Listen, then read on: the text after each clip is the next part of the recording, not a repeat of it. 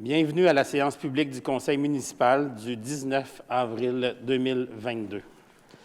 Pour ouvrir cette séance, j'aimerais revenir sur le bris d'une conduite maîtresse d'égouts sanitaires et sur le déversement d'eau usée qui sont survenus la semaine dernière. Avec des centaines de kilomètres de conduites souterraines et malgré nos investissements importants en entretien de nos infrastructures, nous ne sommes malheureusement jamais à l'abri d'une situation comme celle que nous avons vécue la semaine dernière. Ce bris est survenu sur ce qu'on appelle un intercepteur sanitaire. Il s'agit d'une grosse conduite qui recueille les eaux usées provenant des conduites d'égout des secteurs Douville et Hertel-Notre-Dame. Cette conduite majeure, qui constitue une colonne vertébrale du réseau d'égouts de la partie au nord de la rivière, s'est détériorée au point de créer des ouvertures dans la conduite, ce qui occasionne des rejets d'eau usée dans notre rivière lorsque la conduite est sous pression par l'action des stations de pompage Bellevue et Jacques-Cartier. Tout ça est un peu compliqué, mais nos équipes sont intervenues rapidement pour limiter le déversement et déjà on se prépare à une intervention plus marquée à la fin de l'été pour remplacer une section de 200 mètres de cet intercepteur sanitaire. Et dans ce cas, tout sera planifié pour éviter de nouveaux débordements. Pour limiter l'impact de ce bris et l'ampleur du déversement d'eau usée à la rivière, nous avons demandé aux citoyens, aux institutions et aux commerces des secteurs impliqués de diminuer leur consommation d'eau le plus possible pour limiter l'ampleur du déversement. Ces situations hors de notre contrôle nous rappellent à quel point la gestion de l'eau est l'une des plus importantes préoccupations pour nous et pour toutes les villes. Nous sommes tous appelés à améliorer notre bilan de l'eau. Heureusement, les façons de faire et les mentalités évoluent et notre consommation d'eau doit aussi suivre la cadence. Pour la Ville, cela se traduit par des mesures concrètes prévues notamment au plan de gestion des débordements et au plan de développement durable. Nous le savons, nos ressources ne sont pas infinies et la gestion de l'eau est au cœur de nos préoccupations. Et vous le verrez, elle le sera de plus en plus. En ce sens, la collaboration des citoyens est cruciale.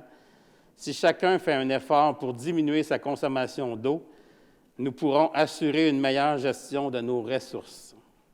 D'ailleurs, lors de la dernière séance publique, je vous informais des changements qui seront bientôt appliqués au règlement sur l'utilisation de l'eau potable de la Ville de Saint-Hyacinthe. En effet, dès cet été, de nouvelles mesures y seront prévues. J'aimerais prendre un instant pour vous expliquer la portée et l'ampleur de cet enjeu.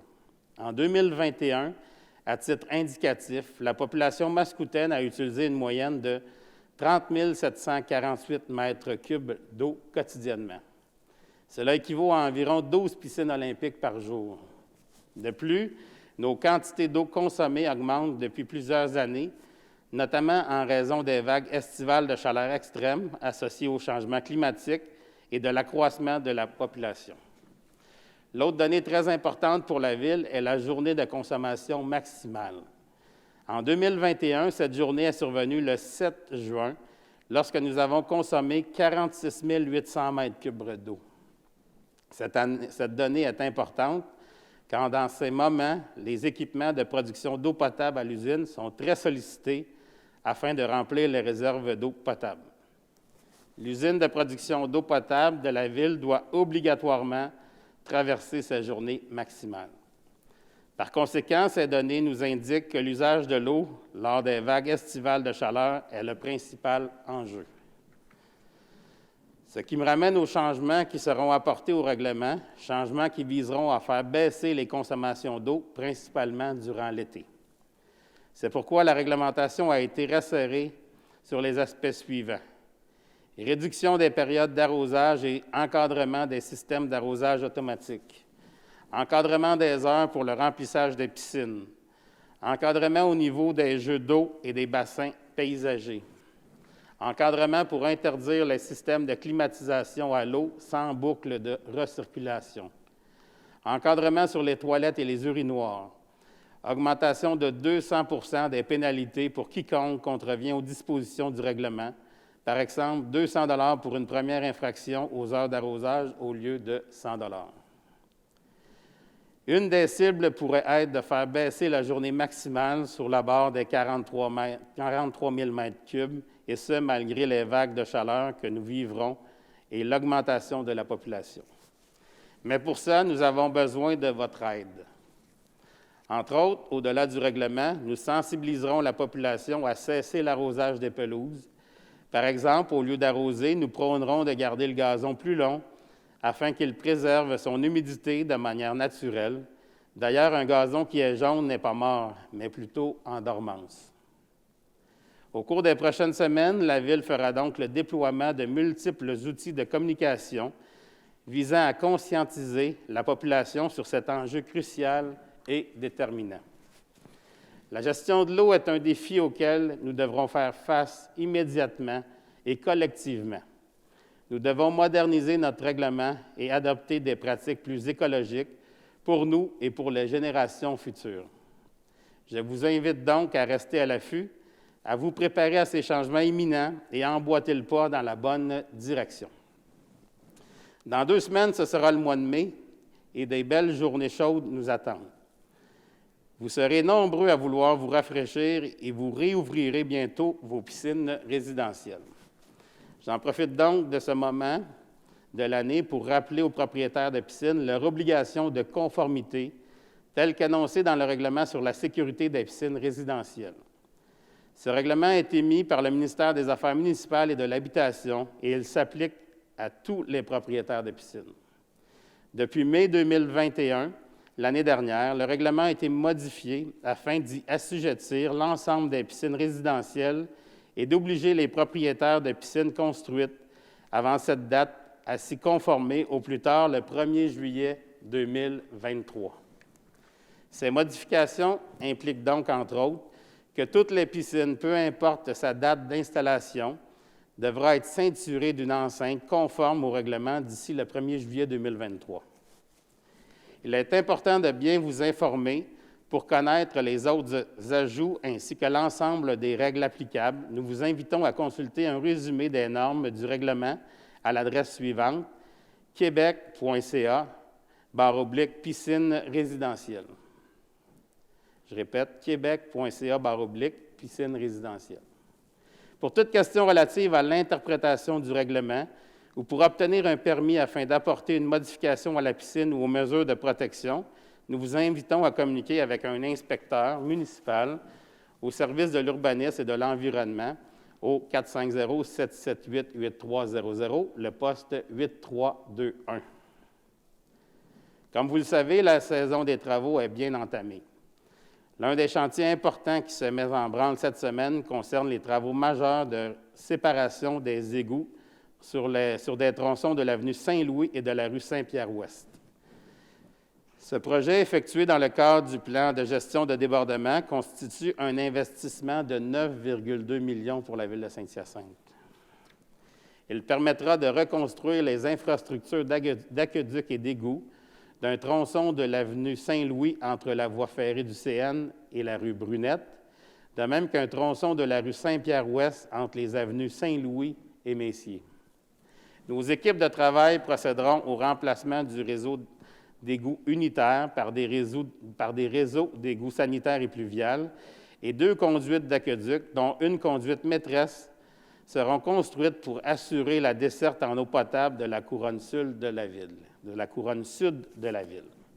Aussi, durant les différentes phases des travaux, des chemins de détour seront aménagés pour diminuer les impacts sur la circulation et des signaleurs seront déployés à des endroits stratégiques du centre-ville durant la période où la route 137 sera fermée à la circulation pendant le congé scolaire.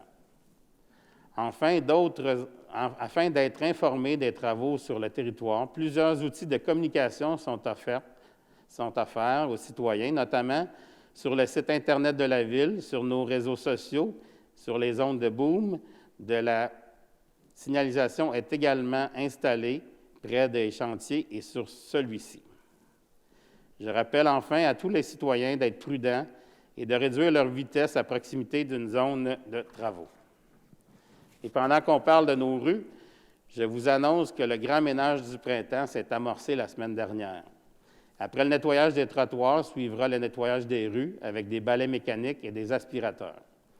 Avec l'hiver qu'on a connu, il y a beaucoup à faire pour ramasser la pierre et la poussière sur nos 410 km de réseau routier, 211 km de trottoirs et 64 km de pistes cyclables à nettoyer.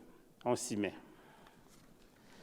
Dans un autre ordre d'idées, il faut se rappeler que la date du deuxième versement de taxes municipales est le 25 avril prochain. C'est un peu plus tôt qu'à l'habitude, mais cela s'explique par l'introduction cette année d'un 4e versement au lieu de 3 qu'on a connu par le passé. J'aimerais maintenant prendre un moment pour souligner la semaine de l'Action bénévole 2022 qui se tiendra du 24 au 30 avril. Le thème de l'édition de cette année est « Bénévoler change la vie ». Il rappelle tous les actes de générosité accomplis par des bénévoles et le résultat exceptionnel que nous obtenons en travaillant ensemble vers un but commun. J'en profite donc pour remercier les bénévoles mascoutins et tous les organismes qui sont tellement importants pour notre milieu. Du 24 au 30 avril, ce sera également la Semaine nationale du don d'organes et de tissus. Transplant Québec encourage ainsi les gens à parler du don d'organes avec leurs proches, leurs familles, leurs amis et même leurs collègues. La semaine prochaine, le drapeau de cette semaine de sensibilisation flottera d'ailleurs au mât de l'Hôtel de Ville. Le vendredi 22 avril, ce sera le Jour de la Terre. Cette année, cet événement est sous le thème « Déclarez-vous malade pour le Jour de la Terre ».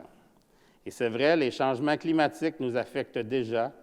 Nous sommes de plus en plus nombreux à ressentir ces symptômes, chacun de notre côté. Du côté de la Ville, nous sommes fiers de faire partie du mouvement en tant que municipalité engagée. Cette année, nous y contribuerons d'ailleurs en proposant diverses activités à la population tout au long du mois d'avril. D'ailleurs, depuis le 7 avril et jusqu'au 4 mai, les citoyens sont invités à réaliser une corvée de nettoyage dans leur milieu ou à poser d'autres gestes verts au quotidien et à présenter le fruit de leur réalisation. Durant cette période, un concours de photos sur Facebook mettra en valeur toutes les initiatives partagées. Pour ce faire, les participants doivent faire parvenir une photo des actions écologiques posées par courriel à communication@commercial-saint-hyacinthe.ca. Les règlements détaillés du concours sont disponibles au sainthyacinthe.ca/Jour de la Terre. Enfin, la Ville souhaite profiter de la date du 22 avril pour rendre public le bilan de la première année de mise en œuvre du plan de développement durable pour 2021-2025. Au cours du mois de mai, la Ville annoncera aussi la composition du nouveau comité consultatif en développement durable, le CCDD. Ce comité est appelé à jouer un rôle actif dans la poursuite de la réalisation des orientations définies dans le plan de développement durable. Le Jour de la Terre est souligné pour nous sensibiliser aux enjeux écologiques et pour nous encourager à passer à l'action en vue d'agir sur notre environnement. Je souhaite que les mascoutins de tous âges contribuent d'une manière ou d'une autre à promouvoir dans leur milieu de bonnes habitudes pour prendre soin de l'environnement. Même les plus petits gestes peuvent faire la différence pour notre planète. J'aimerais maintenant prendre un moment pour vous parler de participation publique. Comme je le mentionnais lors de la dernière séance publique, nous tiendrons cette année notre premier budget participatif. D'ailleurs, une rencontre d'information visant à expliquer le budget participatif aura lieu le 27 avril prochain à 19h à l'Hôtel de Ville. Notre comité de pilotage, formé d'une belle relève, invite les jeunes de 13 à 31 ans à proposer des projets en lien avec le développement durable, ce qu'ils pourront faire du 27 avril au 27 mai en remplissant un formulaire sur le site Internet de la Ville. Je vous encourage aussi à passer le mot pour que nos jeunes participent en grand nombre.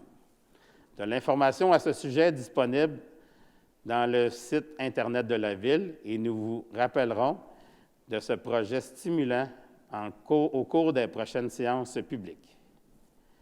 Passons maintenant aux activités de loisirs. Il y aura une nouvelle session de cours de natation au Centre aquatique Desjardins et au Cégep. Les inscriptions pour les adultes se poursuivent jusqu'au 20 mai. La programmation détaillée est disponible sur le site Internet de la Ville. En vue de l'été, nos corporations de quartier et organismes spécialisés offriront des camps de jour amusants et sécuritaires pour nos jeunes du 27 juin au 19 août. Les inscriptions débutaient d'ailleurs aujourd'hui même.